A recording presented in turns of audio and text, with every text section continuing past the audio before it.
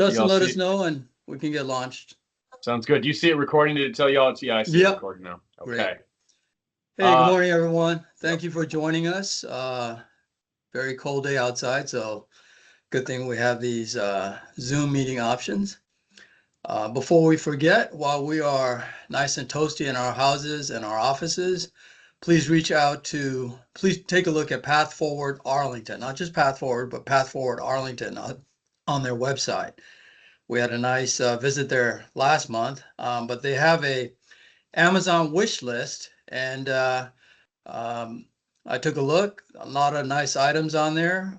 You can contribute things less than $20 if you want. In fact, I got a couple of things for myself, but go ahead and do something good for people who don't have a nice toasty place to stay on a cold day like this. So thank you very much for being here today. We have a busy schedule, and Dustin, our presenter, next. Yes, let me double check, make sure that she has joined us.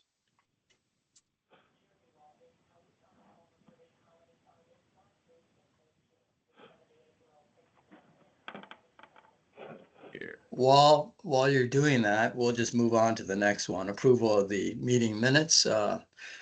So has everyone had a chance? I hope everyone had a chance to take a look. And thanks to Claudia, it's one of the longest minutes that I've seen in a few months. So does anyone have any objections to approving the minutes? If so, raise your hand either in person, either on the camera or shout it out. Otherwise, I will just seek by acclamation approval of the minutes. Does everyone approve the minutes? Okay, I see a bunch of head nods and hand raises, so the minutes are approved. And any luck on your side, Dustin?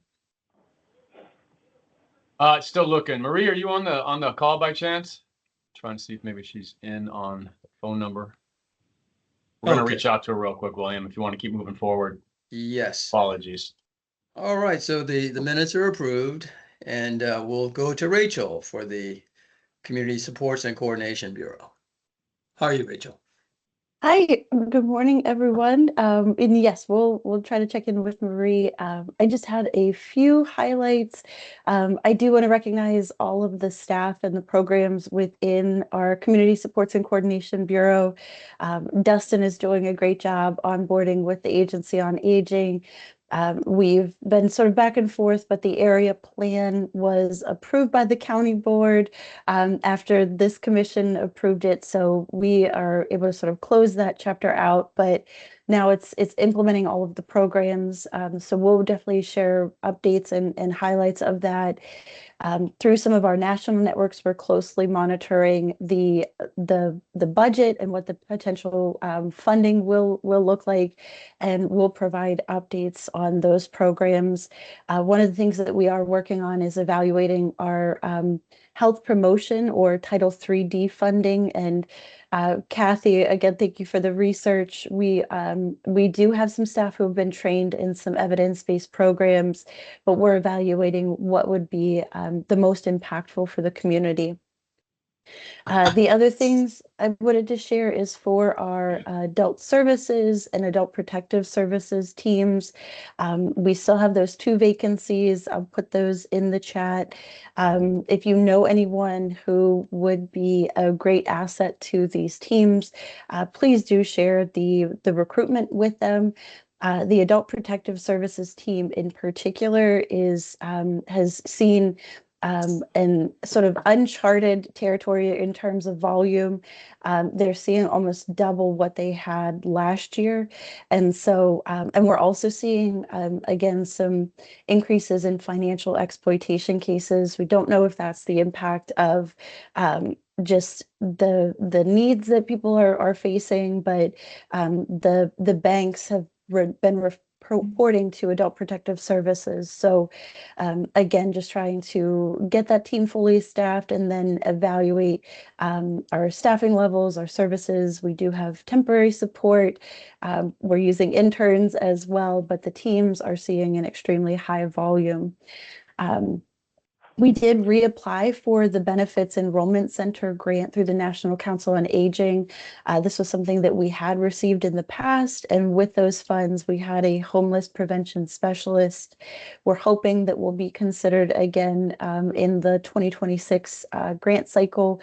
It was delayed a little bit because of the federal government shutdown, but from the previous cycle, we helped connect over 600 Arlington residents to over $2.3 million in benefits. So there's definitely an impact from the program. And I want to thank everybody who came out and supported some of our outreach events. Those are things that we'd like to continue as well. And then also prioritizing our older adults who are facing housing instability or for whom are unhoused.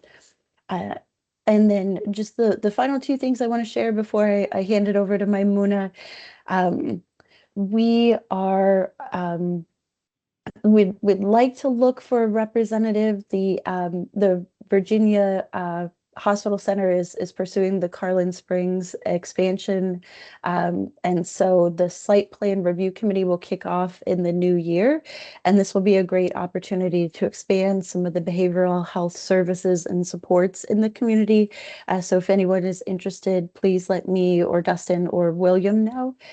And then just the last thing, and I think Dustin shared this in the read ahead, but the county manager released the race equity grants, and there's $1.25 million available. So please do share the grant opportunity with anyone or any organization who's really leaning into the work, is centering race and really having an impact on the work that we're doing. So with that, I guess I'll hand it over to Maimuna. And Marie is here, so we can have her go after Maimuna, Rachel, if that works, William, if that works for you. That's great. Good morning, Maimuna. Okay. Morning, Maimuna. Good morning and happy holidays, everyone. Can't believe it's here.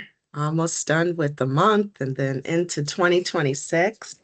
And thank you, Rachel, for those updates. I just have a few. Our regional older adult mental health facilities program, otherwise known as RAFT, they underwent a rebrand under the leadership of Dr. Bridget Whitehead. And their website, which I will put in the chat, is something that I would like everyone to review. RAFT has a clinical side and also a dementia side. And so the dementia program turned 3, or is turning 3. It's been 3 years since its launch for caregivers living with a loved one with a cognitive impairment. And so we continue to receive more and more referrals. The state, which is the Department of Behavioral Health and Disability Services, DBHDS, we love our acronyms. They recently selected RAFT as the pilot to work with private hospitals for individuals that have been admitted for over 120 days due to a psychiatric episode. And so those individuals who qualify for RAFT and need a long-term care placement, but have been housed in a private hospital setting for 120 days, which is not uncommon. The state has funded a pilot program for RAFT to help with placements, so diversion services, which is huge. So those hospitals include VHC and Inova systems. And so that is being implemented as we speak. And I'm sure it will be successful because it has been an unmet need since the state psychiatric hospitals oftentimes do not have a bed available. So thank you for putting that in the chat. And Rachel's team, dynamic team, open enrollment season just completed. And I know Dustin will probably speak to that at some point. So Medicare open enrollment season. And it was a rough year, as you can imagine, for them, but they stood the course and definitely helped many Medicare beneficiaries with their plans. So, and then in terms of our DHS, we are looking at planning a DHS resource fair. So that probably will happen in the new year, but we will be looking for department-wide partners, community partners such as VHC, such as ANV, to participate and plan or make sure that you are a part of that DHS resource fair, which will be planned in the new year. And then we continue to work on our racial equity action plan. And maybe that's something in the new year that we could roll out and incorporate the age-friendly plan and have the intersectionality of the work that you all are doing as it relates to DHS's racial equity action plan. Any questions for us? All right. Well, I'm certainly wishing you all a happy holiday and really appreciate all of your meaningful contributions to the community. I'll turn it back over. No. Okay, sorry. It's Kasha. Good morning. Hi, I just wanted to Kasha. check with, were you able to reconnect with VHC about training about the RAF services so that they would be more aware and do the referrals early on as part of Oh, discharge? yes. Oh, my apologies, Kasha. You did reach out. Yes, it was successful. In fact, Rachel led that. And Rachel, did you want to speak to that?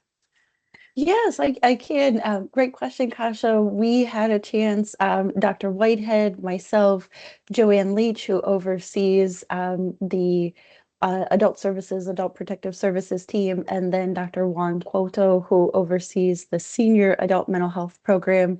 We met with all of the VHC case managers. It was a really great meeting, just an exchange of information. And we realized we highlighted some of the things that are working well. What are those areas, we need to elaborate on a little bit more. And some of that was just really providing the access about available services like RAFT, especially the dementia program, how to access senior adult mental health. And so we had that initial conversation. I think kind of the next steps are going to be more of a deeper dive into the individual programs, but Dr. Whitehead was able to provide an update on the RAFT funding opportunity.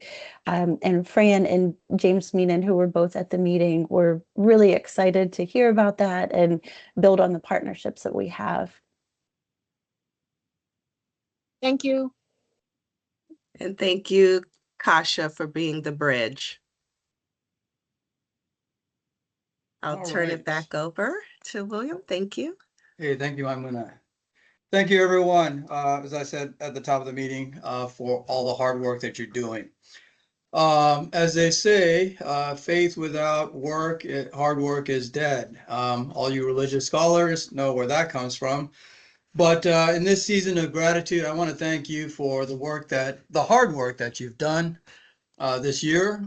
You've chosen challenging goals, goals that'll contribute to the wellness of older adults in Arlington, especially those with the greatest social and economic needs. And it's not easy, right?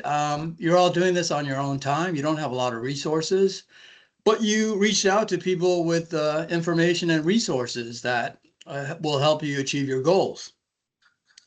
And so, and you collaborated with them. You've conducted outreach to older adult residences. You've collaborated with for example, the long-term care ombudsman and obtained more transparency in residences. You've advocated, for example, with the Northern Virginia, working with the Northern Virginia Aging Network to the state legislative delegation so that, we can improve the healthcare and housing for older adults in Arlington. So thank you so much for doing that. It's not easy.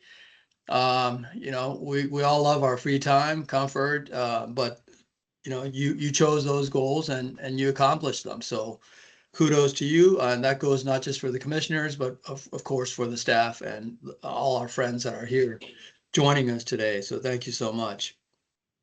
And I challenge you to continue doing this in the next year, because a lot of important people are counting on you, and those important people being the older adults in Arlington. So thank you so much for doing that. I see a couple of bullets that are here. We still have a couple of positions.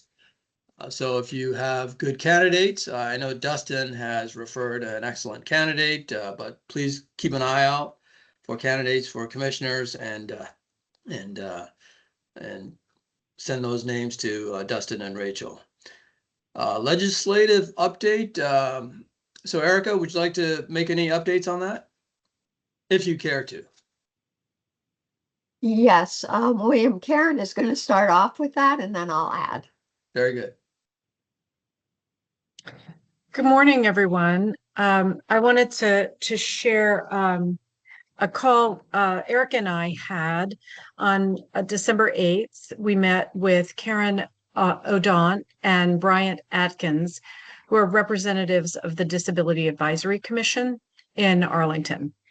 Bryant is also chair of the Arlington Special Education Advisory Committee, which advises the school board on issues related to, provides a voice for parents in the community related to students who are receiving special education services.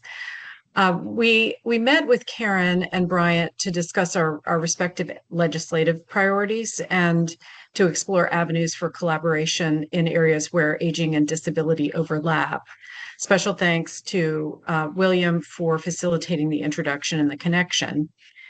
The Disability Advisory Commission plays a critical advisory role to the county, similar to the Commission on Aging. And many of you may be already familiar with this, but it was new information for me. And they support initiatives that enhance the well-being of people with disabilities. We both shared our legislative priorities, and we identified several areas of overlap. And this may be of interest to some of our other committee members who are working on similar things. The Disability Advisory Commission legislative proposals include advancing equitable transportation options that are linked to accessible, affordable housing, strengthening fair housing protections and building accessibility standards, and improving digital access, ensuring that waiver support services continue during hospital stays.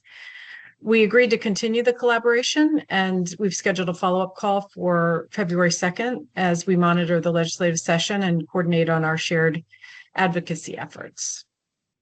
That's it. I'll turn it back over to Erica. Great. Thanks so much, Karen. It's great to have legislative partners like the Disability Advisory Commission, and that's going to be a real strength for us. The Northern Virginia Aging Network has moved along, making its connections with legislators on our 7 key NVAN priorities. We have met with all of the Arlington delegation, that is Senator Favola, Delegate Lopez, Delegate Hope, and Delegate McClure. And NVAN has met with quite a number of other advocates throughout Northern Virginia.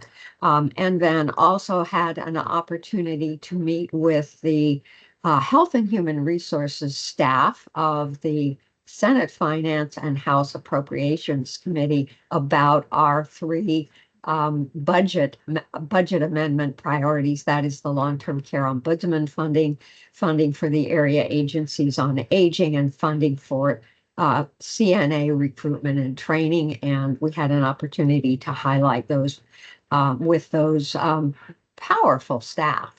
staff really do have a voice in what happens. So that's the legislative reports. We're anticipating the revealing of what's in the governor's budget this week, and we'll be studying that with a critical eye to budget amendments needed.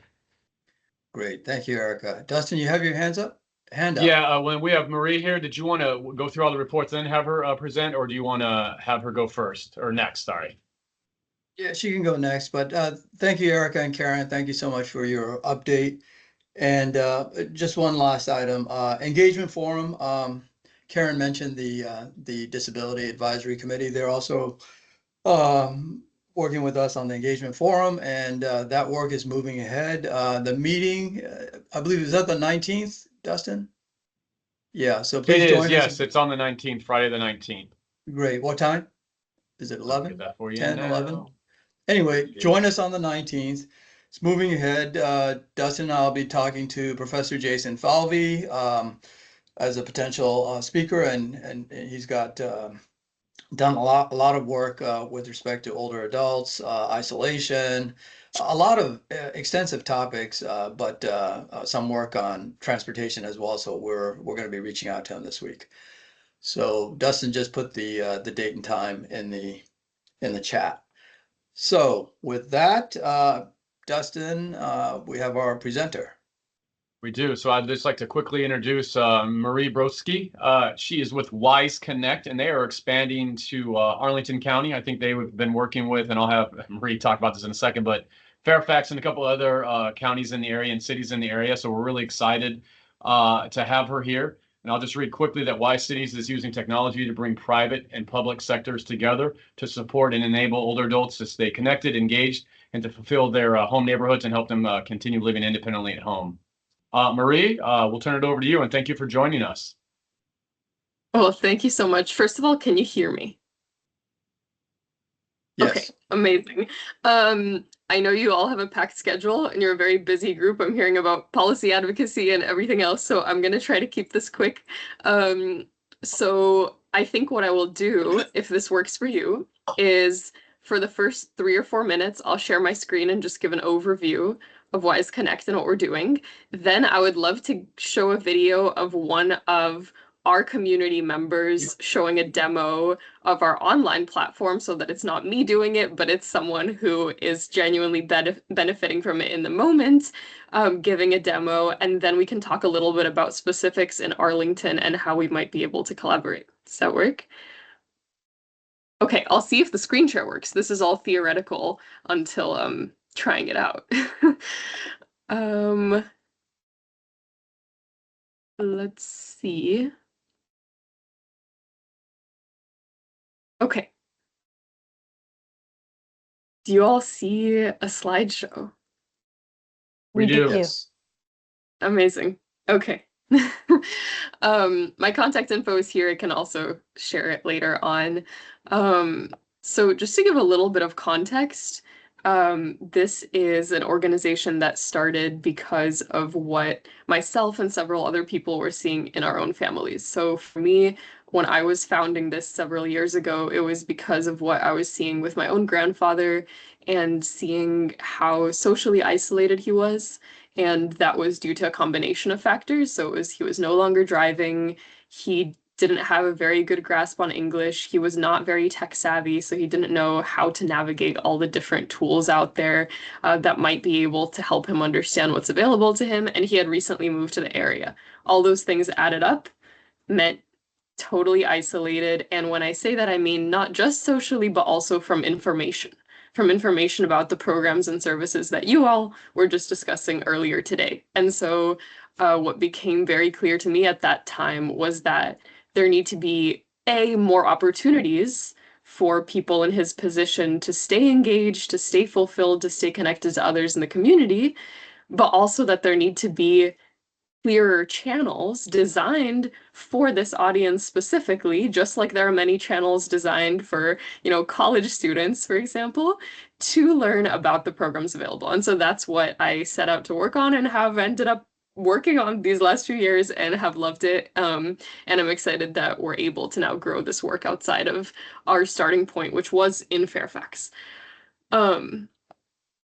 And some of you on this call might know that we started this work by doing hundreds of interviews. We did a very rigorous process to understand where the gaps really are.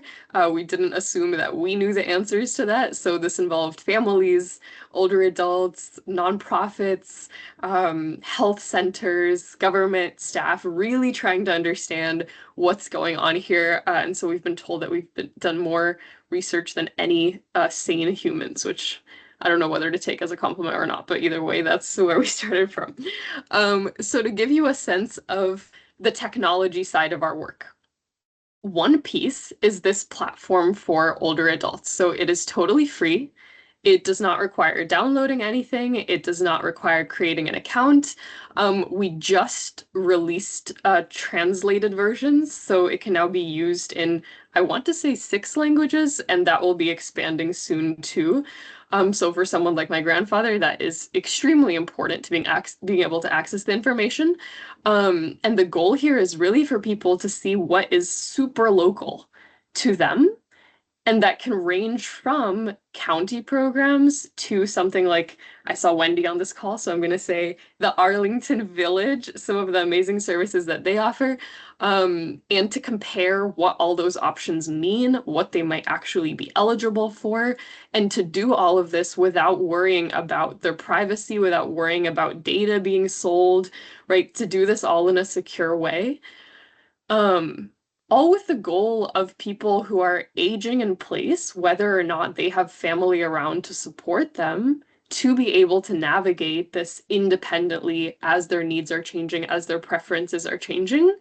And some exciting news from this year is that we got a grant from the NIH, from the National Institute on Aging branch, to make this more personalized, so we'll better understand the unique user's situation and what challenges they might be facing.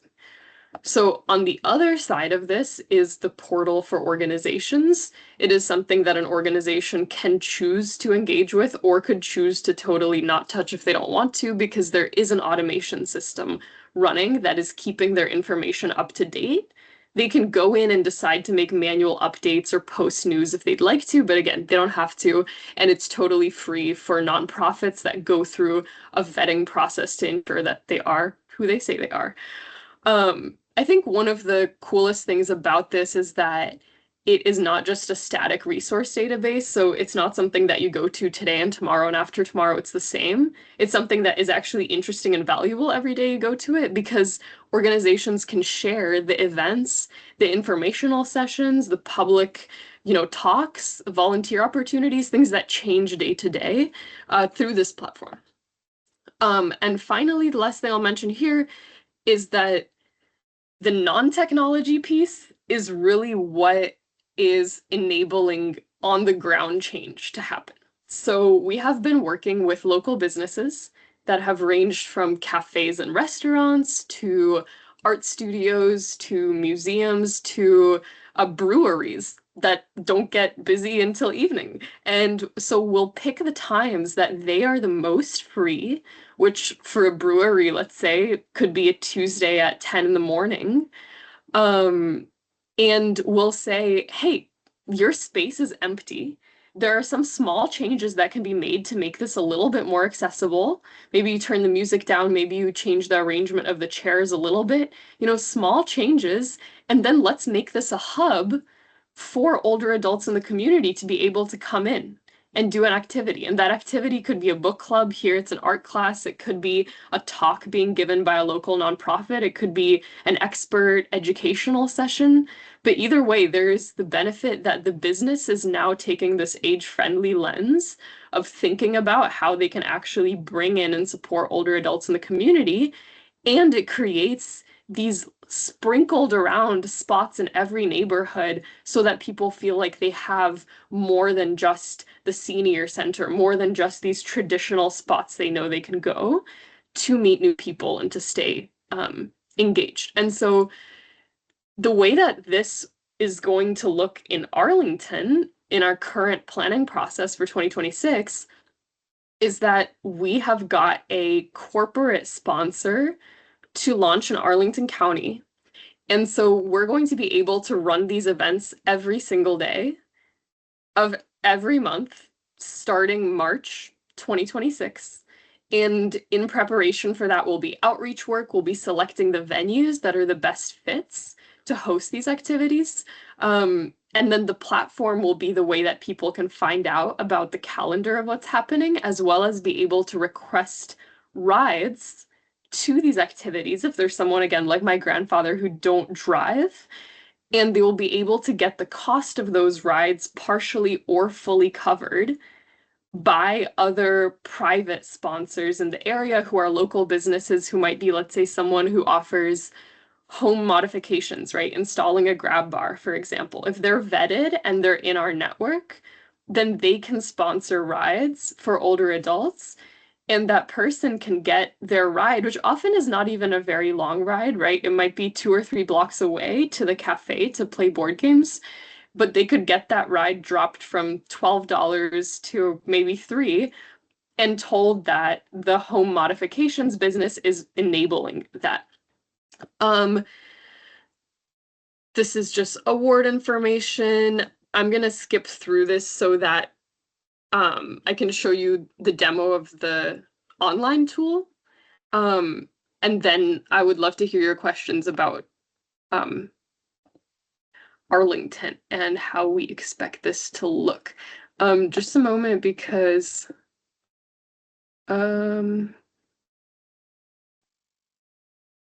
Marie, everything okay? We can see you. You're here. We can see you on the screen and everything.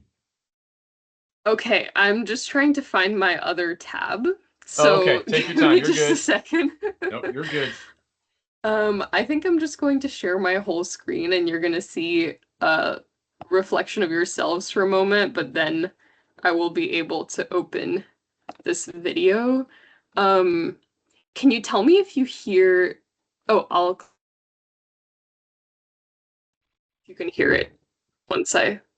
Hi, I'm Mary Ann, and I live in College Park, Maryland. I am 84 years old and want people to know that just because people my age are my age, we still are active, want to be doing things. And so I recently found this website, and I just want to show you how easy it is to use. For people like me, QR codes and going through several layers of data to get to what you want are hard to do. So just for instance, if I want to get a ride to the doctor, to my doctor's office, all I need to do is click on the search button and put ride, if I could spell, ride to MD. Then we go down here and click on this. And here we have Neighbors Helping Neighbors. Let's see what that is.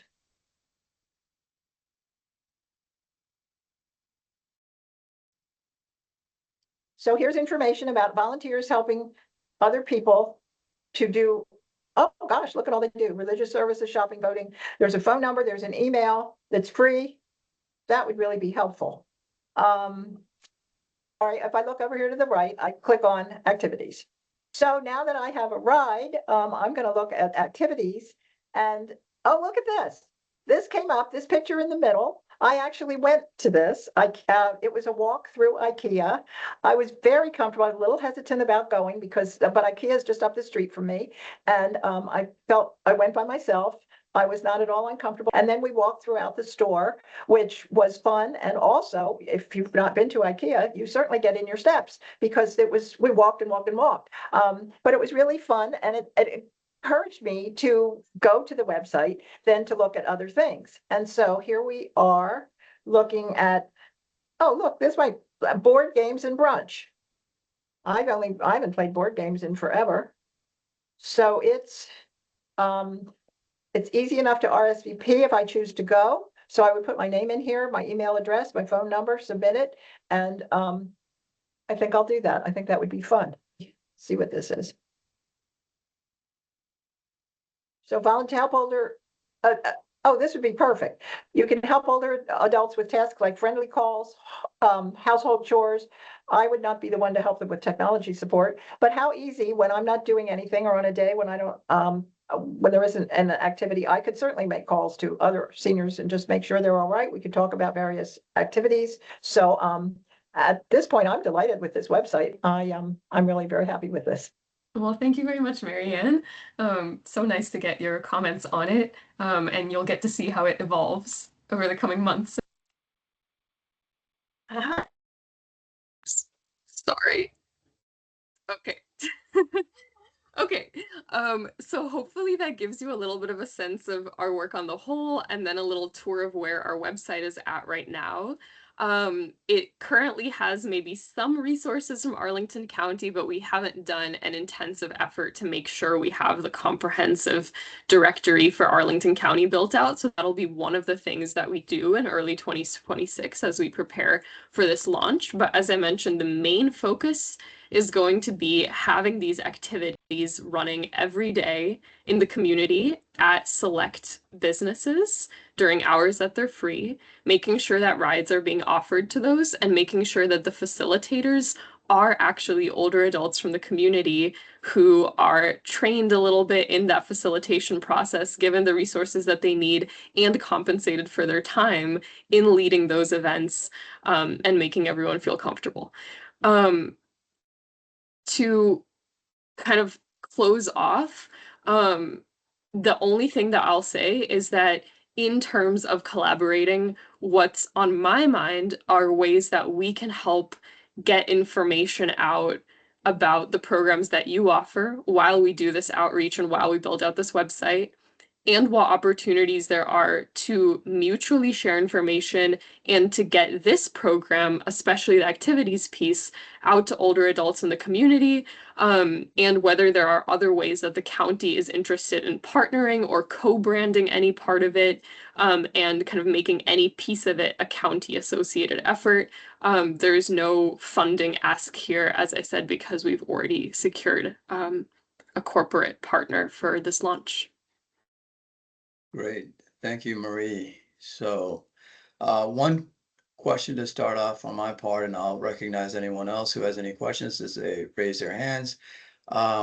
Is there a possibility if someone doesn't have computer access to access by phone, a number they can call in, anything like that? So right now it's available on laptop, tablet, and phone, and you can also open it at the library computer, since again there's no account, no download or anything. There is also a support phone number listed there, but then you just be kind of talking to a person about what resources are available. Great, thank you for the demo. Do we have any questions? I'm not seeing anything on my side here. Yeah, Good. William, I see Charlie. Charlie. Yeah, Charlie and then okay. Catalina. All right, Charlie, go ahead, please. Hi, Marie, thank you for that presentation. We all appreciate it. One of the things, suppose you're wildly successful and you have scores of activities up there. Having so many things can be confusing to people. How do you help people navigate, 30, 40, 50 activities or more? Okay, great question. So there are some things that we do right up front, which is narrowing the distance filter, and narrowing to any preferences that the person has indicated. I know that's not something that you see on the website right now, but it is coming in, I would say, 3 or 4 months. It will be better kind of tailored to a person's individual preferences. And that will be further improved later in 2026 when the kind of AI technology piece that we're building with the NIH grant will be in place. So the answer is right now it's mostly just based on distance, and then people can filter by some other characteristics as well, like whether it's an educational session or whether it's more just social or entertainment, but it will improve. Fantastic, thank you. Yeah.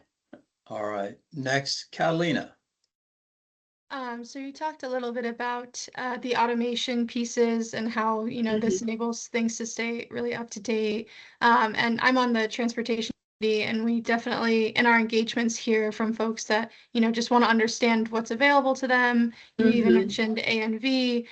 Could you just talk a little bit about like what it looks like if you are, I guess, if, DHS and the county wanted services and programs to be available through this platform? I know you mentioned you have a corporate sponsor, so there's no funding, but like what would it look like to ensure that that information is there? And then like how would we, or maybe not me as a commissioner, but like the county, the DHS, how would they actually like update that information so that it's Okay. reflected in live, Yes.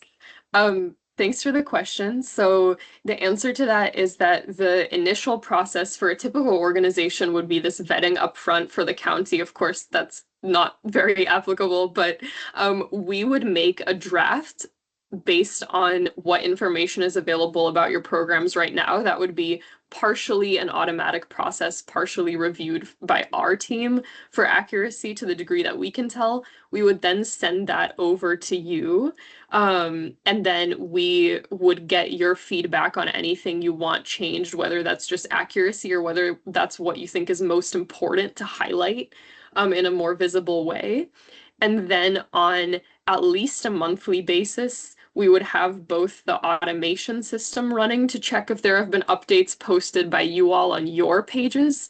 And then we would also send a ping to you to just glance at the page again and make sure that there isn't anything you want to fix. So it's kind of a combined automated and human review approach. Thank you. Just thinking And about sorry, that, just Rachel. Yeah, go ahead. Yeah. I was just going to say, and there is that provider portal side of the platform where you can log in and make modifications directly. Great. Thank you. Yeah, I was just thinking, Rachel, because I know we're in the process of updating like the transportation booklet, and that's just like essentially like a physical manifestation of some of this with like a list of programs and services. So thank you for explaining that. Yeah. Thank you, Catalina. Thank you, Marie. Do we have any other questions or comments? I do have a question. This is Peggy. Hey, Peggy. Are there any discussions? Well, let's start with elementary schools and our school system where tablets are being handed out to our students. Is there any discussion in your organization about providing tablets to those seniors who do not have access to computers so that they can learn how to use this system? I know a lot of seniors in my community, we have to provide them with paper copies of information because they do not have a computer in their home. Do you have anything going on in that area? So our group doesn't have access to hardware that we can hand out, but I think that it could be a really interesting partnership to work with an organization that does do more of that, like making sure people have access to devices. And then we could pre-set up the website on those devices so people can easily reach it.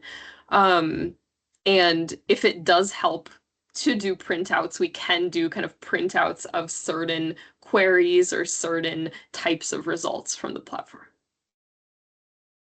All right, thank you. So we have Kathy and we also have Kate. So Kathy, go ahead. Hi, Marie. Yeah, I'm curious, when you start working with a new community like Arlington County, what is your outreach strategy? How do you get the word out to older adults that this is even available to them? Have you, do you have a secret sauce to doing that from other communities that you've worked with? Yeah, the secret sauce is that it's a lot of work. But the ways that we've done it so far that have been pretty effective have been a combined approach of having physical signs up in the participating venues. So the cafes, for example, that are hosting activities, they have a sign out front or at their checkout counter or wherever they choose that says, this is a WISE venue, we host community activities, here's what that means, here's where you can find the calendar.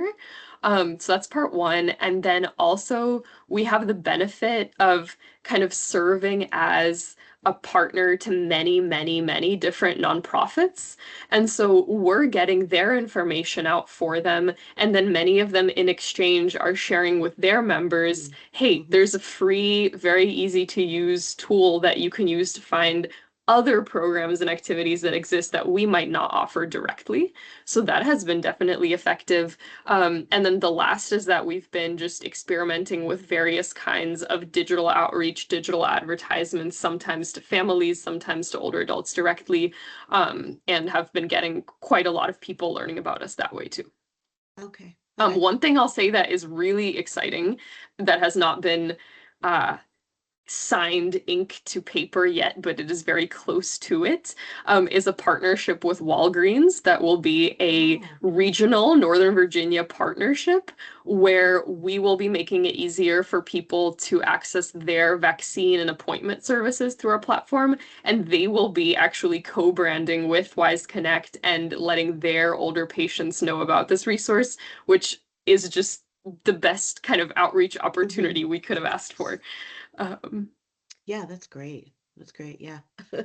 And I just have another question for you. So, as you know, Arlington County offers, lots of really excellent programs through the park and rec centers, the senior centers, the 55 plus cafes. And I think you said, or I saw that in the chat, so you could put like a link to all of those programs on your site. Is that right? For older adults who may not know about them, and they could Absolutely. include the PDF. I think there's a website. We don't have a booklet anymore in the county about all the programs. So that might Yes, be like a really absolutely. good, I don't know if that's permissible by the county, but it seems like that might be a good way just to spread the word about all the amazing programs offered by the county for older adults. All right.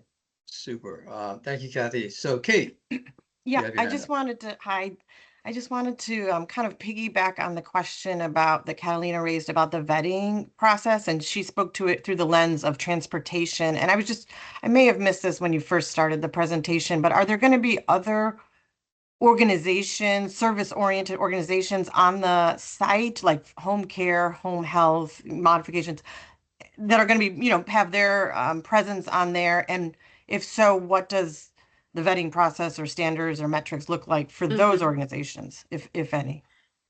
Yes. So as Dustin mentioned when just introducing this, we've made an effort to make it a consolidated public and private resource, just because a lot of the times it's frustrating for people that the two are so separate and so fragmented.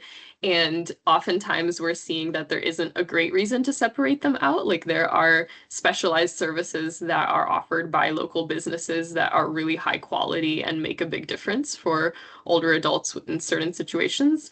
And so the vetting process is a 2-week process, and we ask for their business documents. We go through their certifications, their qualifications. We look at the history of how long the company has been established. We contact professional references that have worked with that company. And just depending on the type of company it is, there are also specific additional pieces we ask for. For us, kind of maintaining it as a trustworthy resource and one where we're confident in all of the resources we're pointing to is a very high priority, because if that breaks, it stops being a trusted resource. And so we also have a continual re-vetting where we're making sure that any, reviews submitted by our users, any concerns submitted are ones addressed, and if there's anything that changes about the company standing, that we are removing them or asking them to submit more documentation. All right, thank you. Looks like Cheryl, you have your hand up. Cheryl. All right. When Cheryl She did comes ask back, I think she might have asked a question in the chat. Oh, okay. Oh, yes, I see. What do we have? What do we have there? Is Wise Connect a national program? The answer is, if I'm answering from the future, I hope the answer is yes. If I'm answering from the present, the answer is no. Our original launch region was Fairfax. We've now expanded to several different counties in Maryland, and in 2026, we're also expanding to 2 other states. But for now, it is this kind of slow expansion, making sure we're being careful in each region and adapting to the nuances and the different programs that region has available, and trying to learn as much as possible before we make it nationally available. And Cheryl is asking about my contact information, so I will drop that in the chat too. Okay. Do we have any other questions or comments for Marie and Wise Connect? Well, Marie, thank you so much for joining us today and sharing the information. I think your enterprise has really developed. I think you came maybe a year ago, and so this is really great. And I look forward to taking a look at it myself and maybe join you at one of the Arlington events. So thank you so much. Unless there's any other questions, really appreciate you joining us today. Thank you all. Great. You're welcome to stay on or jump off. So thanks again. All right. Looks like our next item is committee and work group updates. I would certainly love to hear from the committee chairs what you're most proud of as you provide what you're most proud of the work that you accomplished, the goals that you've chosen this year when you provide your updates. So we'll start with Audrey and housing. Okay. I am unmuted, so I assume you can hear me. Yes. So I think we're still working on our goals. We have gone to Path Forward and seen one residence for people who are unhoused. We'd like to do more. We have been looking at and interested in evictions. We are also working on home safety, trying to get that out to the community. And AARP just did a safe at home presentation to 55 plus. And I am trying to get hold of somebody in the 55 plus program to see how that went and where they would like to go with that going forward. I also want to, if it's okay, to spend a couple minutes talking about a wonderful meeting we had last week with Fairfax County and Arlington County's code enforcement programs and how they interact with older adults. Fairfax has a broader. Yeah. That's great. Yep, go ahead. Fairfax has a broader way to approach this. They look at it not just from the compliance standpoint, which is land use and zoning enforcement, but they have an interdisciplinary livability group that's looks at property decay, blight, unsafe building issues, sanitation, community nuisance. And they have had about 7,000 to 8,000 complaints this year. Now it's a much bigger county, but that's a big number. They have an environmental health impacts perspective, mental and behavioral health, aging in place, financial burdens, housing insecurity, and loss of housing dignity, which is just a wonderful selection of issues from our perspective, and then property crimes. They also look at fire risk to first responders and to people who are in the homes themselves. And a big focus on hoarding. As you can expect, that's a big issue for first responders and for home safety in general. They only evict people this group only evicts people if they are unresponsive and the conditions create a fire safety or a safety to others. Arlington code enforcement looks at building issues and not at people. They are part of an Arlington hoarding task force that meets monthly. Multiple organizations. Rachel may know something about that. She does. She's nodding. Yes, I could just add really quickly, the hoarding task force consists of code enforcement, adult protective services, public health, environmental health is on there, economic independence, child protective services.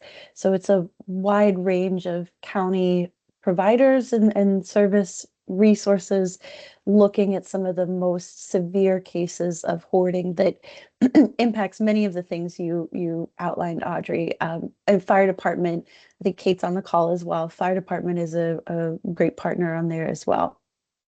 Yes, thank you, Kate. So I couldn't clearly tell from the presentations if Fairfax sounds better or does more than Arlington County. The person who talked from Fairfax County had been in Arlington County for a long time and was very responsive. It took us a year plus to get Arlington County to respond, and they were very happy to respond. And some of it is just making connections across organizations in Arlington, as small as it is more difficult than Fairfax County, it turns out. So note to Rachel about that, because Rachel tried too last year. Anyway, I have a lot more information if anybody wants any aspects of this, but it's good to know that these task forces exist, that there are ways that both counties are looking out for older adults. They also deal with non-older adults, but from our perspective, it's nice to have those services and know they exist. All right, thank you, Kate. Thank you, Audrey. Any comment on what part of your goals that you were most proud of, either chosen or having worked on? We met with one civic association about home safety, discovered it was really, at least for my civic association, the wrong population.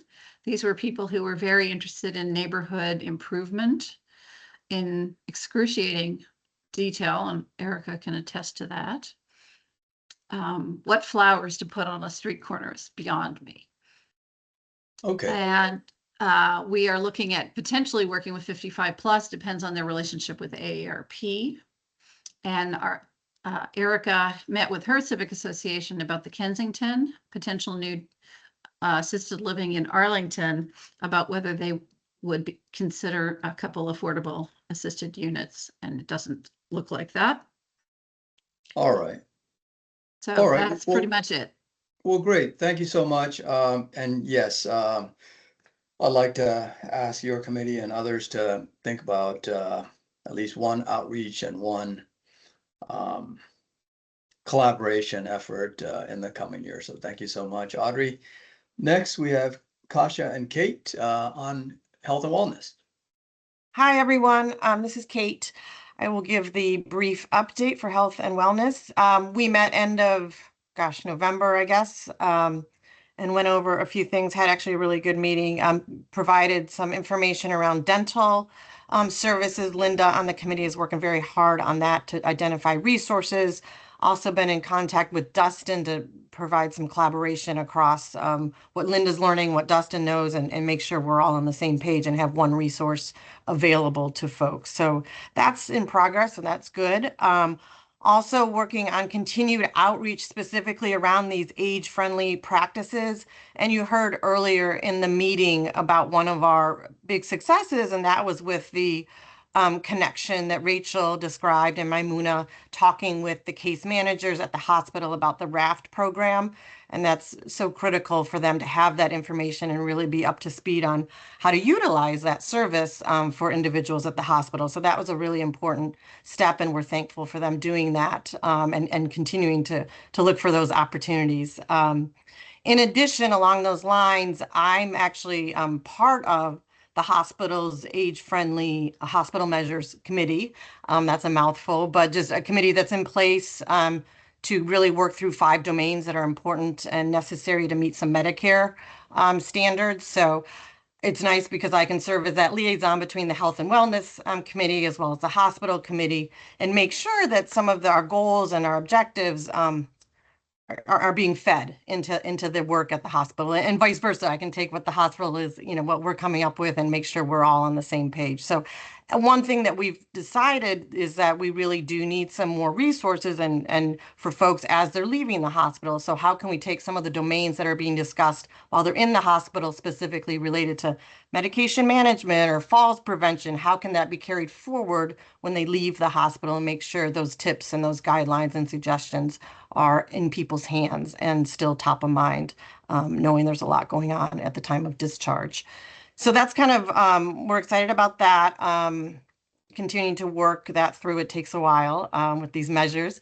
And then I think the new item that came on board at our last meeting was we are looking at developing a presentation really in 100% in Spanish to go out to some Hispanic communities talking about aging in general. I have a coworker on our team in senior health at the hospital that is very invested in this. So I'd like to work with the Health and Wellness Committee to identify those opportunities. Where can that go? Where could that go? What's a good avenue for getting this information out? So that's kind of on the horizon in 2026, hopefully Q1 for that year. And then just administratively, we're so excited to have a set agenda schedule so we don't have to come up with a meeting every time we meet. We'll be meeting every other month, the fourth Thursday starting in January. So that was our administrative win. Thank you, Kate. Kasha, anything you want to add? Kasha was having some technical difficulties, so I'm not sure if you'll hear from her. Got it. So Kate, go ahead. There you go. I have nothing to add, Kate. Oh, okay, great. So both of you, any particular item? I know that you mentioned a lot of things. Any particular item that you're most proud of? Well, I mean, as I said, we've made connections with the hospital, with the getting the word out about the dementia care services. I think that's really important. I mean, that's been something we've been trying for a while in different venues. So that's a great one. And then continuing, I'm really happy, the dental work. I mean, all the things I mentioned, I would consider a success, and many still in progress. Awesome. All right. And you got a plan for next year. So that's great. Thank you so much. So Roland, and before we go there, Roland also informed me that Molly has agreed to be the co-chair. So thank you, Molly, for stepping up. And so Roland and Molly, Aging, Equity, and Engagement, and let us know your report and what particular item you were most proud of from this year. Thank you. Okay, so good morning, everyone. I'll make this very brief. William, so far as I think what we are very proud of for this past year has to be the webinars that we've had working in conjunction with VICAMP. And what we are very, very proud of is the fact that we have expanded the area of fraud that we are looking at to not just include things such as Medicare fraud, but to include scams dealing with money, scams dealing with so-called love, a whole bunch of other things. We are expanding on that even more next year. And one of the things that we're going to be doing next year, we started it this year, is that we're going to be expanding the venues that we use and hope that the outreach is going to be a far greater outreach. We're going to be using rec centers, but also we have discussed using the library and having conducting such activities and stuff pretty much there. So we have someone from the library who participates in the Aging and Equity Committee meetings. So we're going to be using her more next year when the time comes to set out our schedule for pretty much all of our seminars and stuff on frauds and scams. We're presently conducting a survey, and that's being conducted by Jessica. It's probably going to go out this week with a deadline by the end of this month, in which we're soliciting input from members of the committee on things such as meeting times, meeting places, other potential areas that we should be looking into for 2026. So hopefully it will go out in about a day or so. They'll have until the end of the month, and then we'll be able to sit down with staff like Michelle Thomas, pretty much go over the results. And then hopefully for the first meeting that we have of 2026, we'll be able to sit down and come up with a schedule of events and everything for that particular year. I had mentioned some while back that there was a potential panel that was going to be conducted by the Arlington Community Foundation on the issue of the senior LGBTQ community in Arlington. While they didn't give me like the thumbs up that it is definitely happening, I was at an event this past week with the Arlington Community Foundation, and I came out of that thinking that it really is something that they're very seriously considering, and they couldn't quite say yes or go, but we'll see in the next couple of weeks. So I'm extremely optimistic that something like that is a go. It is something that I hope the committee can work on for next year, that is having events, panel discussions, whether it's on mental health, whether it's on other issues, in conjunction with other private entities out there in Arlington. There seems to be a desire to do some things pretty much like that. As William mentioned, we have a co-chair, which is great. So we're going to have, which means we're going to be able to do more things, I think, pretty much for next year. I think, well, that's pretty much it. Wow, that's exciting. So Molly, do you care to add anything to what Roland has briefed?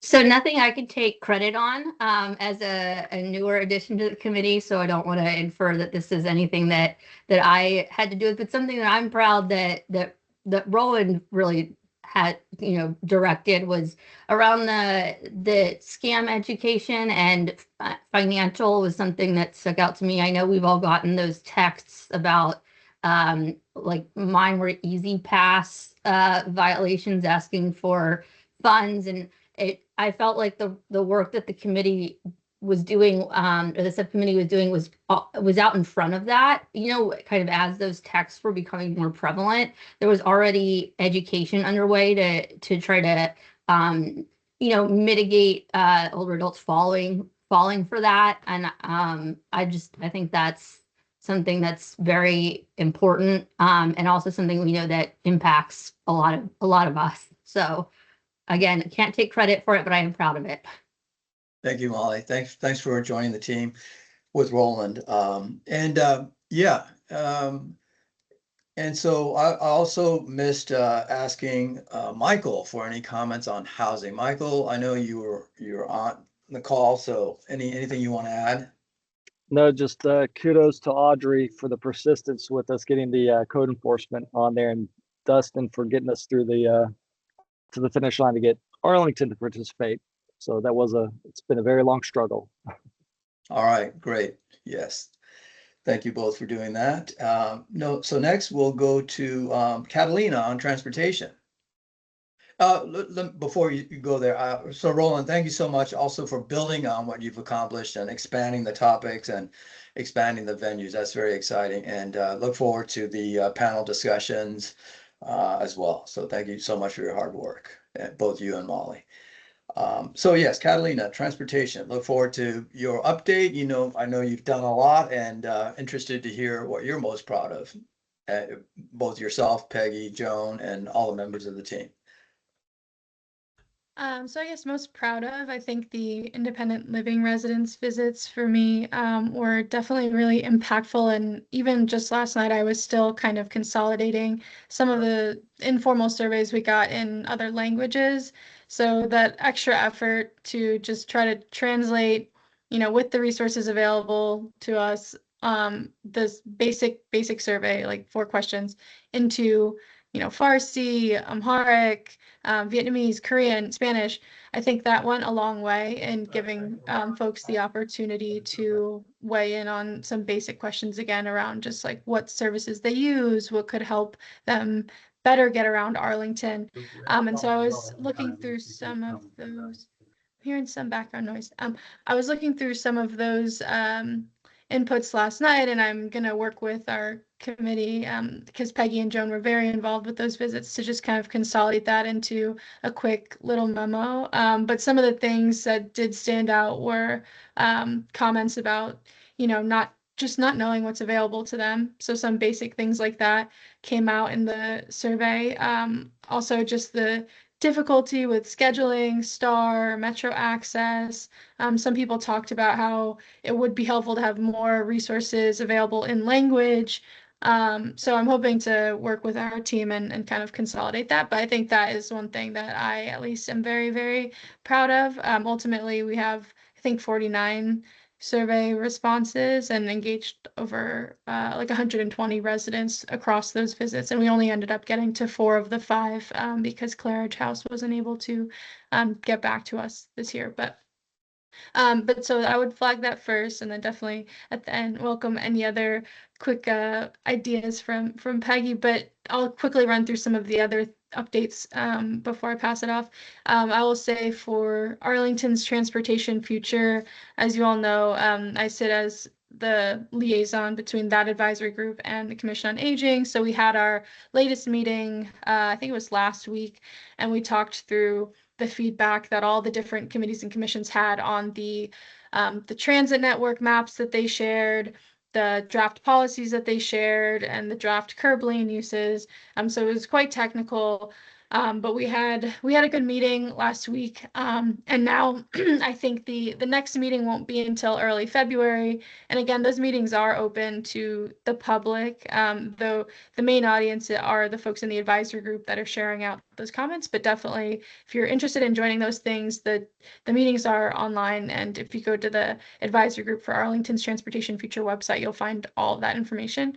But the next step will be the project team coming back and helping to refine those networks and policies, and then eventually develop some strategies that are more tactical, stemming from those different areas of focus. So that's all happening in like the winter 2026 time period. And then similarly, the Vision Zero External Stakeholders Group has its next meeting early next year. I think it's in late January. That's also, again, open to the public, but we'll be coming back together with those folks. And I don't have an explicit agenda or anything for that yet, so stay tuned. But that's also an opportunity to stay involved. And then as it pertains to the Community Engagement Forum next March and the hopefully unveiling of an enhanced transportation booklet along with that.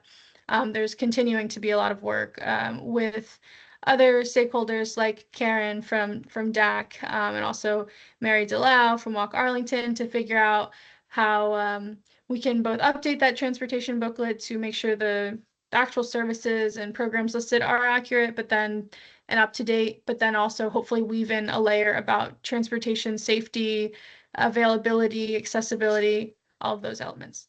So I don't want to talk for too long, but I think those were some of the main points. Hopefully we'll be connecting with Dustin soon on some pieces with Community Engagement Forum, and then again Friday with some of the folks on this call that are eager to participate and support with that.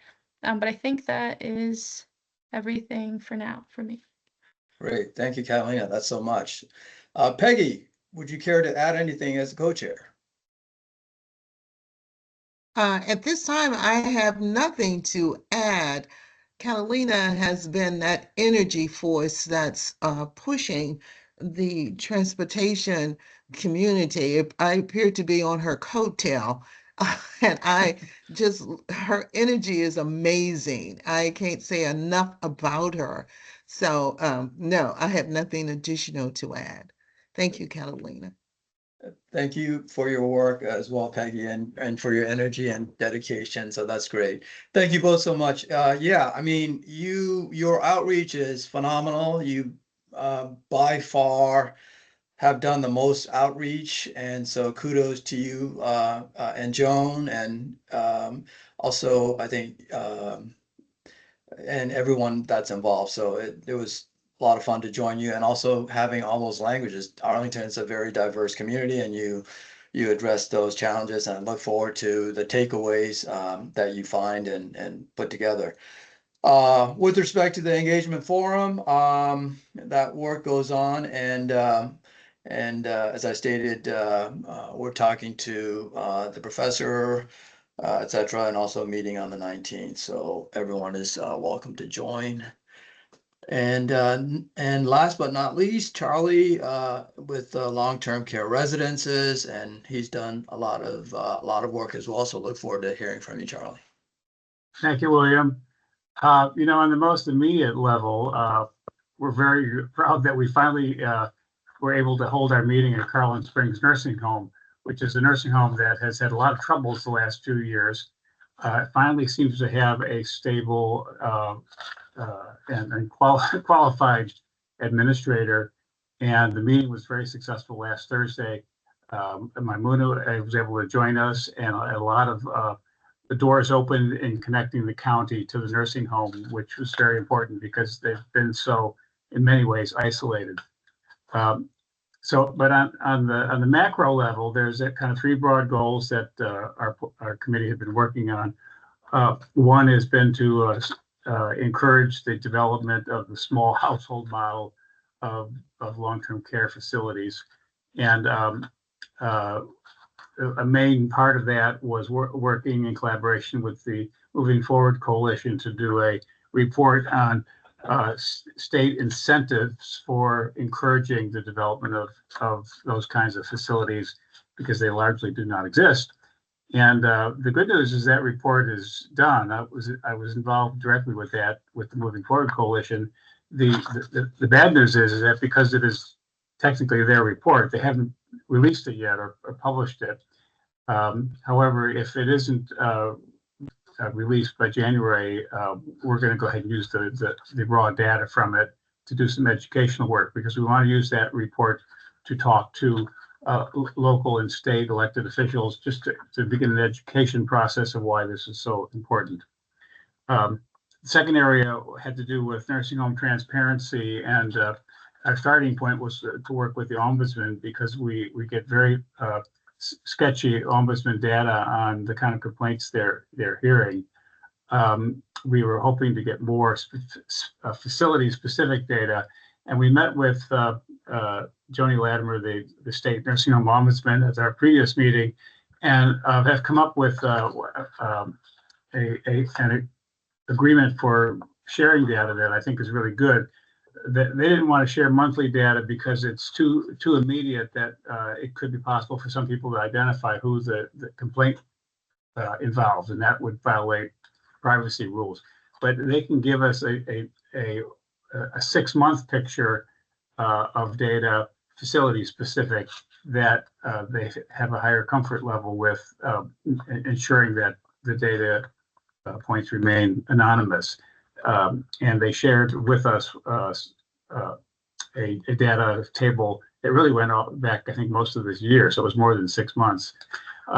Also, their data person, whose name is Angela Snyder, offered to work with us to learn how to better utilize CMS data, a lot of which they actually shared with us, and there's much more there than I realized, but it takes a little bit of knowing where to go to find it. And I'm going to meet with her January 2nd, if anybody's interested in doing this online, if you're not too tired from all the holiday festivities on Friday the 2nd, to learn how to access more efficiently and thoroughly CMS data on our nursing homes.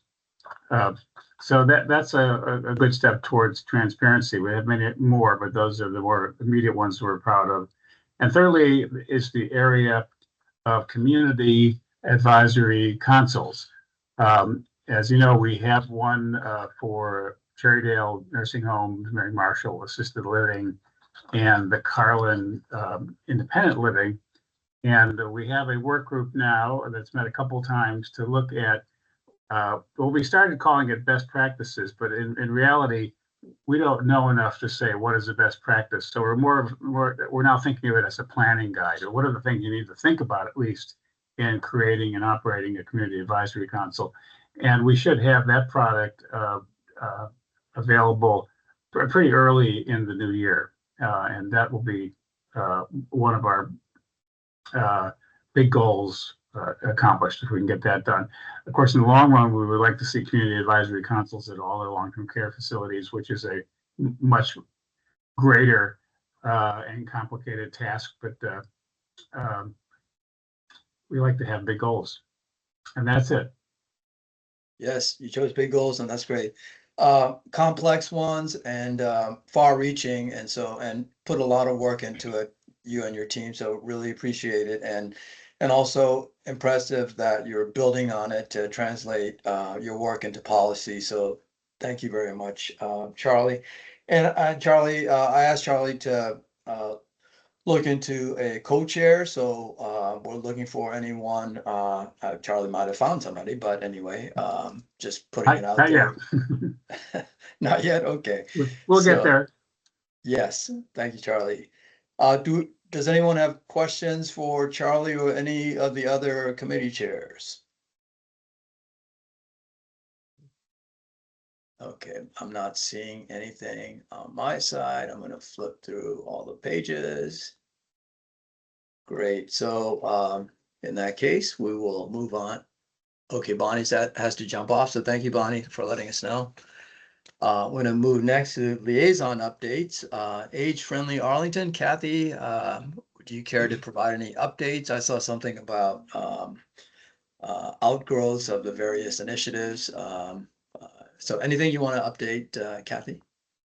Not really an update, but more of an opportunity to share that I received from AARP, and they're now calling a lot of their work livable communities. They're kind of moving away from the age-friendly terminology, but they have put together a request for what they're calling vocal videos. And as you will recall, we completed the annual survey a couple months ago, and one of the questions on that survey was to highlight spin-offs from the age-friendly work. And what they want to do is actually create videos of those spin-offs so that other age-friendly communities across the country can learn from them. So, so it's an opportunity to actually make a short video about any of our spin-offs. And perhaps, Rachel, maybe we can connect on this. But we highlighted in our response to the survey in October, I think 3 or 4 different spin-offs. One being the walking school bus, the other was the flashing intersection thing, and then which was before my time, and then the age-friendly ecosystem work, and I think there was one other one. So so it would be great, I think, if we could do that. It's just a short video, basically telling the story of the work that was done under the age-friendly plan and the work that went into getting it spun off, and having someone else kind of take it over, as a success from the age-friendly activities. So just wanted to mention that as, a way for Arlington County to highlight on a national level some of the successes. Thank you, Kathy. Does anyone have any questions for Kathy? Rachel, if I can, maybe follow up with you, or if anyone wants to be part of, I think we can do multiple videos too. So if that would make sense. Great. And maybe we ask Andrea Walker to do the one on the walking school bus. Yeah, that'd be great. Okay. That one had already been featured, I think, on the CBS Nightly News. So that one has some traction. And then the See Me flags are a great intergenerational opportunity. I think with the local chapters of the Boy Scouts to get those launched. So there's, Kathy, we'd be happy to follow up with you. All right. I'll share the email. Super. Thank you for the update, Kathy. Alexandria Commission, do we have Michael or anyone from the commission? You do. Hey, Michael. Hi. Good morning. I have just 3 quick updates. On Saturday, our city council approved the legislative package for Richmond, and I'm happy to report that virtually all the NVAN provisions got into the legislative report, especially increased funding for AAAs and for the local long-term care ombudsman programs. There's one interesting thing that came up that we can maybe talk about offline. They added a provision to increase the sin tax, that is a tax on tobacco products, and have it devoted or allocated for healthcare programs. So they're just now fleshing out what that means. So you might want to just stay tuned and see how far that gets in Richmond. It's a lot of states have done that already, but Alexandria feels very strongly that we should start looking at ways to raise local taxes to enhance healthcare programs. Secondly, our age-friendly plan is pretty much done. Unfortunately, it's a little bit longer than your plan, but we have just a lot of things that we want to accomplish in the next 3 years. So that will be probably going to be before our city council in January. And then thirdly, Audrey mentioned coordination with code enforcement. Today, Alexandria launched its enhanced Alex 311 program. I don't know if you're familiar with that, but it tries to coordinate complaints on a variety of issues. So if you have a code complaint or a landlord-tenant complaint or a housing complaint, it will be filtered through this new system, and it will get to the right place within 24 hours. So if you have maybe a complaint against the landlord, and it's hard to tell where it should go, somebody at the other end will decide whether it should go to code enforcement, office on housing, or somewhere else. It's our effort to make or have a lot more coordination on housing complaints within the city.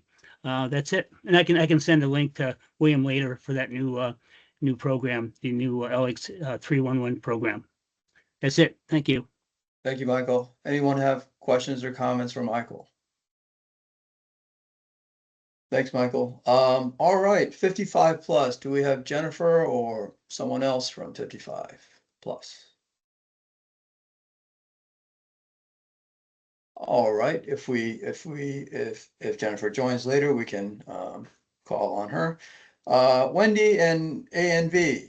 Do we have Wendy and A&V? Yep, I'm Hi, here. Wendy. Two things for us. One, we've hit 500 members. Yay. Yay. That's really remarkable. And so we're really pleased. We're in the midst of our fundraising campaign for our financial aid fund. Right now, 46% of our members are lower income. So the way we support that is through the fund. So that's an FYI, mostly that, I suspect next year will be 50% low income. The last thing is just we're doing our holiday lunch on Friday. If anybody would like to join us, please do stop by. You don't have to RSVP or anything like that. We just love to see you. Lunch is from 12 to 2. It's at the St. Andrews, 4000 Lorckham Lane. Erica, it's in your backyard. I expect to see you, and just drop in and say hi. If you'd love to stay, you want to stay for lunch, that's great. If you just want to see 150 seniors sitting down to lunch, you can do that. That's it. That's super. Yeah, that's super, and congratulations, Wendy. I mean, you guys did a lot of hard work, and that's a great organization. Does anyone have questions or comments for Wendy? All right, no questions about what's going to be served at lunch. Okay. Heidelberg sandwiches and mac and cheese. Awesome. That's good stuff. And no matter what people say, I still get 2 half sheet cakes from Safeway. I'm told all the time, it's too much. It's too much. That's great. All right. I know Dustin. We had to skip Dustin, but Dustin, would you like to give any updates? Yes, I have a few updates, everyone, and thank you all. It's been a great meeting. I'm gonna see if I can highlight myself. Spotlight. Let's go. Michael, if you want to send that resource to me that you had just mentioned, I'll make sure that we get that in the follow-up email Sure, or the follow-up. I'll do it. So just a quick shout out recognition to the VICAP team and our volunteers, including Commissioner Sabatino, for their great work. I know Maimuna mentioned this. I think Rachel mentioned it. Incredible work this year. There's a significant increase. I just want to highlight for you all, and I think Michelle Thomas mentioned this last time, we have spent significantly more time with each individual because of the complexity of this year and risk of losing benefits and et cetera, et cetera. So just really wanted to call out our volunteers and our staff that worked on open enrollment for Medicare and Medicaid this year. They did outstanding work. Outreach partnerships, we've got a lot going on here. Commissioner Sabatino was with 4 staff members, or 5 staff members actually, at the Path Forward Client Services Fair that Kasha talked about a little earlier, Commissioner Shaw. And so that was a great event, and I had an opportunity to actually attend that as well. So just wanted to call out folks in that great partnership, and also just that's a wonderful event. It was really exciting to be there to see all the collaboration and the different services that we do provide to our folks that utilize Path Forward, their clients. A couple additional partnership meetings that we held this past month. It was a busy month.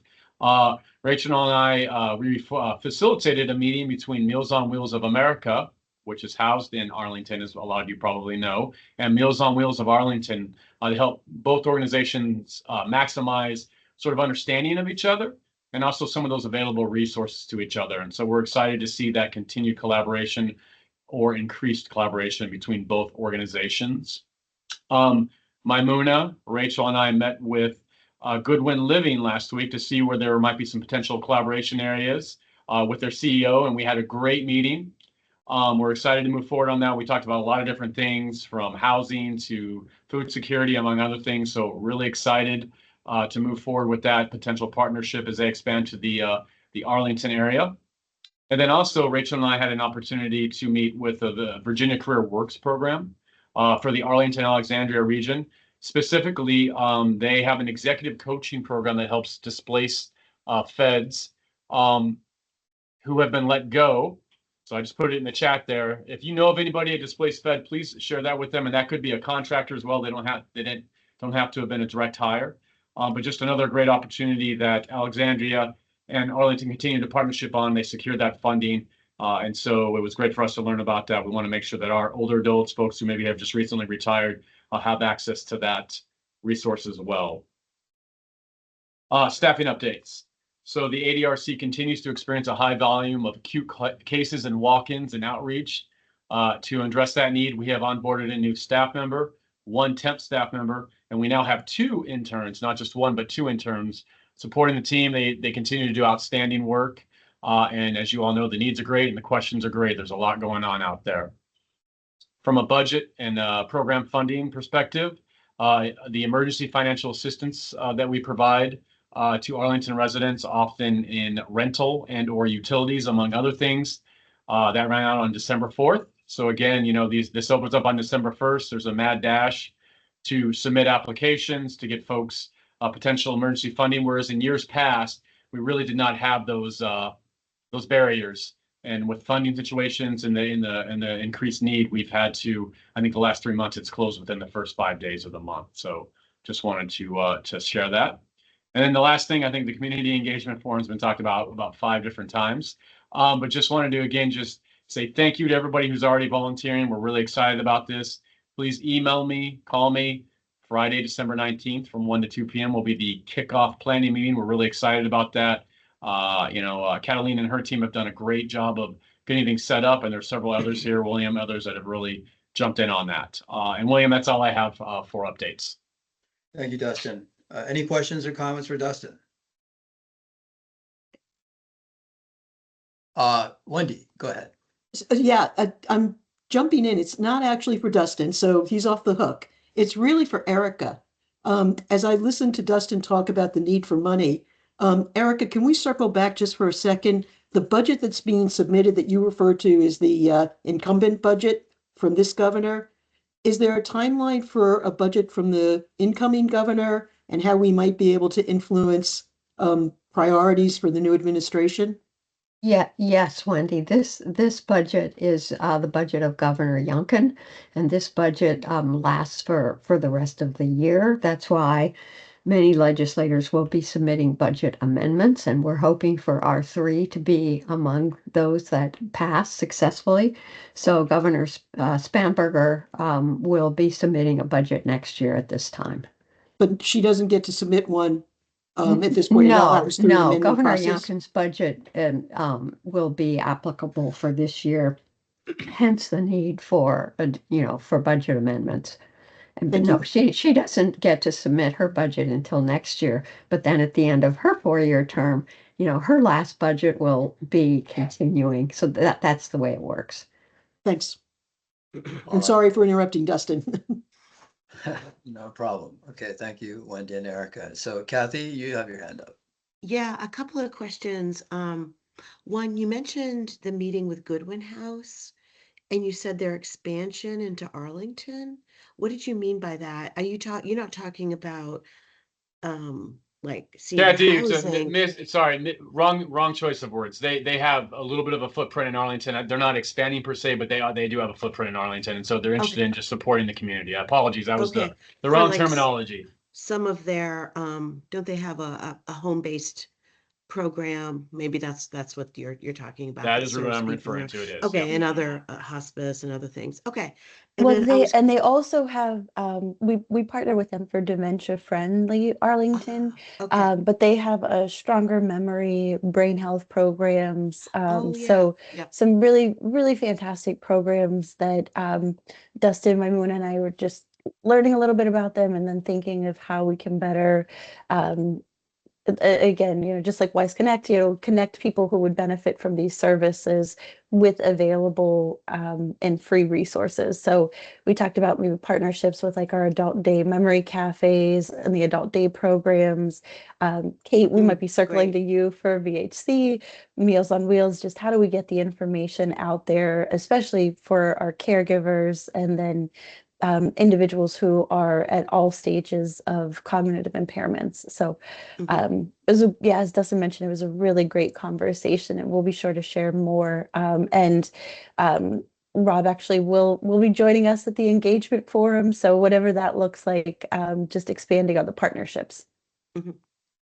Okay. And a similar question too about your meeting with Meals on Wheels. Were there specific collaborative opportunities that you spoke about that you're going to move forward on, or is it more general? So Kathy, we're trying to really help that relationship grow. So having membership with Meals on Wheels of America, so that Meals on Wheels of Arlington can gain access to their funding.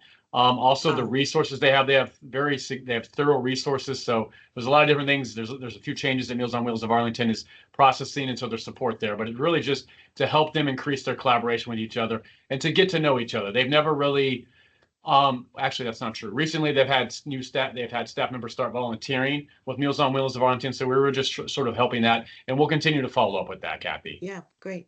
Oh, it sounds good. And I imagine too, they might look for sites to bring policymakers to see, and Arlington being so close to their office. That is a great, yes, they actually talked about that specifically. That That's was what an they ask, talked. yes. Oh, good. Good call on that one, Kathy. I just wanted to recognize Wendy as well. I had a partnership meeting with Wendy and her team and the Northern Virginia RAFT team, and Wendy invited me over just to talk through sort of some of the things they're observing with their clients. And so I also wanted to call out that as well. Wendy, thank you for reaching out to me to make sure to include me, but also share that perspective. All right. Thank you, Kathy, for highlighting some of the issues and interesting topics. And thank you, Dustin, for updating us on that. Now, do we have any other liaisons that want to provide an update? I'll give them a second to pop up, but in the meantime, any other old business? Do we have any new business? Are there any announcements that the staff or commissioners or friends want to make? I'm not seeing anything, but I appreciate, I just want to say in this holiday season, wish you great holidays, but you don't have to do any of this. We get to do this. You chose to do this and do things for other people.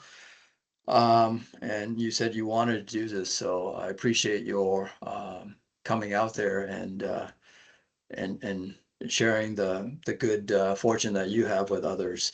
I was reading just briefly, finished reading a book by a man who did 100 triathlons in 100 days. I've never done one triathlon. A triathlon is 2 miles of swimming, 100 miles of biking, and a full marathon in one day. So this gentleman did 100 in 100 days. So it's pretty amazing, fundraising for other people. And so, his point was, choose some tough things. You have the ability inside yourself to achieve those things, and just take that first step. And he also shared that, you know, when we're young, we're thinking like, hey, what do I want to be when I grow up? But as we get older, it's like, what did I do, and did I leave a legacy? And so you chose those tough things, and you're doing some things for other people, especially for older adults. So thank you so much, and much appreciated. And one last thing, Peggy, regarding the iPads, Arlington Alliance for AASP. Anyway, Doug Frost, I'll send you the name. They provide computers and training for older adults. So you asked about iPads, and I'll share that with you. Anything else? Any other comments that anyone want to share? If not, go ahead. Who's that? William, this is Claire. I'm on the phone. Yes, Claire. It actually goes back to Dustin and his comments on the Meals on Wheels. Through the years, I've always contributed periodically small amounts to Meals on Wheels America. But in a telephone conversation with somebody, I forgot her name, with Meals on Wheels Arlington, she commented to me that, would I please consider making my contributions to Meals on Wheels Arlington, because contributions to Meals on Wheels America don't come to them, so to speak. It's probably another word, but I can't think of what it is. So my question to Dustin is, the meeting you all had with considering partnership, does that mean that Meals on Wheels America donations or contributions, if it emanates from someone from Arlington County, it will then be redirected to Meals on Wheels Arlington, or am I reading too much into it? Yeah, unfortunately, no. So that's and that's something that's for years has been a challenge for Meals on Wheels of Arlington, is that they do go directly to Meals on Wheels of America, and unless Arlington applies for a grant or there's some other program, they would not receive those. So if you can, if you decide to, you would want to, and you want to do locally, you would just reach out to Meals on Wheels of Arlington. And that's one area we're trying to support them in, is that fundraising piece, is help them sort of organize that a little differently. Okay, so I'll switch my contributions to the Arlington I don't know, chapter group or whatever. So if you have any questions on that, you can reach out to me and we'll get you connected to their fundraising share. But thank you for making that, and I think Rachel just shared it in the chat, but distinguishing that has been a challenge for them for years. Okay, no, I have Dustin, their address. Go ahead, Rachel, sorry. No, it was Wendy. I was just going to say, the situation with Meals on Wheels is no different than any other national organization. You write a check to United Way, it goes to National United Way, not to your local chapter. So everyone should always be careful about how they write their checks. Yeah. Thank you. I'll use the Arlington address, and thank you very much. Yeah, and just to call out for Mr. William Way, Commissioner Way, or Chair Way, he is a proud volunteer of Meals on Wheels of Arlington. So, we'd love to have, I think a few others of you are as well. So thank you. All right. Thanks for that shout out, Dustin. Much appreciated. So, all right, everyone. Thank you and happy holidays. Take care. Great seeing you, and look forward to seeing you in the new year. Take care. Thank you. Happy holidays. Thank you. Thank you. Bye. Bye. Happy holidays. holidays.